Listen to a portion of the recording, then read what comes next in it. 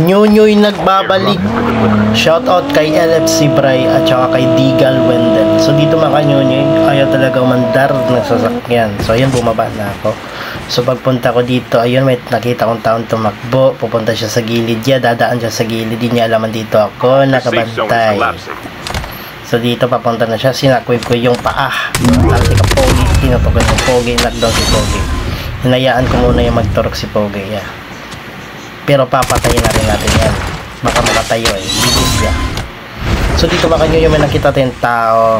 So pag snowbie ko dito, nagtago pa siya sa puno, tinutukan niya ako, tinutukan ko rin siya. Ayun lang, knockdown ko boy. Nice try siya boss.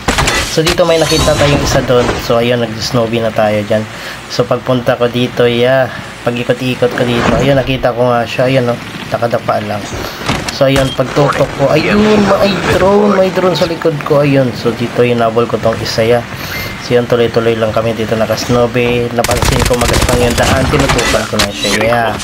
Nice try boss. So dito 2 teams left, so 1v1 na lang kami dito.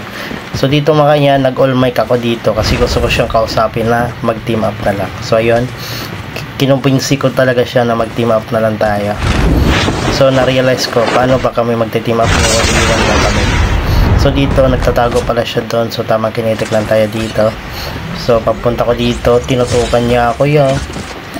Gusto niya talaga, ya. So dito nag-board out ako, nagpapahabol lang ako, ya.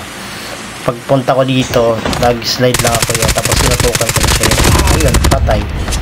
Knockdown si Pogi. So hinayaan mo na natin na magturok. Naka-open mic, naka-open mic. Ayaw mo kasi makipag-team up, ya. The safe zone.